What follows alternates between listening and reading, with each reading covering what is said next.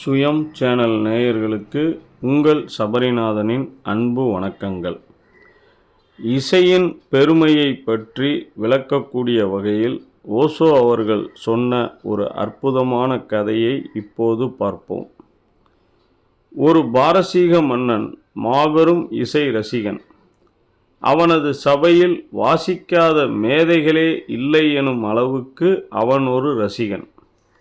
ஒரு நாள் தனது மந்திரிகளுடன் உரையாடி கொண்டிருக்கும் போது கேட்டான், எனது இசை தாகம் மேலும் மேலும் பொங்கி வழிகிறது. ஏதோ ஒன்று இன்னும் எஞ்சி இருக்கிறது. என்ன அது? இன்னும் யாரோ ஒரு மேதையை நான் கேட்கவில்லை போலும் என்றான். அதற்கு மந்திரிகளில் ஒருவன், அரசே, எல்லோரும் வாசித்து விட்டார்கள். ஆனால் இன்னும் ஒருவர் இருக்கிறார்தான். ஆனால் அவர் பல நிபந்தனைகள் விதிக்கிறார். அவை ரொம்பவும் அதிகம். அதான் என்று இழுத்தார். மன்னனின் கண்கள் அதை கேட்டு விரிந்தன. உடனே அந்த மேதையை அழைத்து வரச் சொல்ல அவரும் அழைத்து வரப்பட்டார். மேதையிடம், உமது நிபந்தனைகளை கூறும் என்றான் மன்னன்.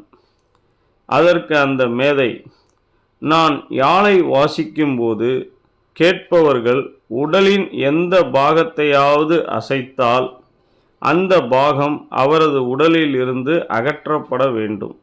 அவ்வளவுதான் நிபந்தனை என்றார். அதை கேட்ட மன்னன் சிரித்தான். அவ்வாறே ஆகுக என்றான். பிறகு ஊர் முழுவதும் இசை கச்சேரி தொடர்பாக அறிவிக்கப்பட்டது. மேதை விதித்த நிபந்தனைகளும் பெரிய பதாகைகளில் தொங்கவிடப்பட்டன. பெருந்திரளான மக்கள் வந்திருந்தனர். மன்னனும் வந்தான். மன்னனோ வாக்கு தவறாதவன்.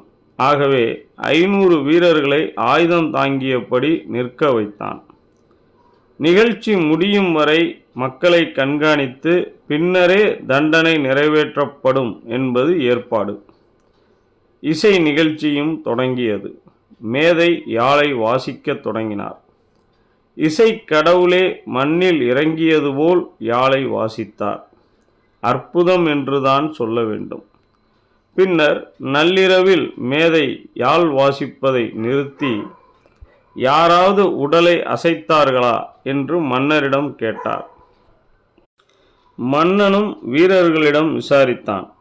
பிறகு மேதையிடம், 12 பேர் மட்டும் தலையை அசைத்தும் சிலர் கால்களால் தாளமும் போட்டிருக்கின்றனர், தங்களை மறந்து என்றான். பிறகு, முடிவு உங்கள் கையில்தான், இவர்களை என்ன செய்வது என்று மேதையிடம் மன்னன் கேட்டான். அதற்கு அந்த மேதை, அவர்கள் 12 பேரை தவிர மீதி அத்தனை பேரையும் வீட்டுக்கு அனுப்பிவிடுங்கள். அவர்கள் இசையை கேட்பதற்கே லாயக்கற்றவர்கள், மூடர்கள். எந்த ஒருவன் இசைக்கு தன்னை மறக்கவில்லையோ அவனுக்கு வாசிப்பது இசைக்கே அவமானம்.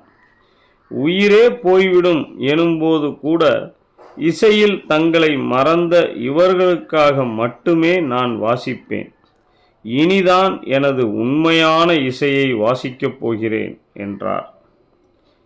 இத்துடன் இந்த பதிவு முடிகிறது. மேலும் ஒரு சிறப்பான பதிவில் சந்திப்போம். நன்றி, வணக்கம்.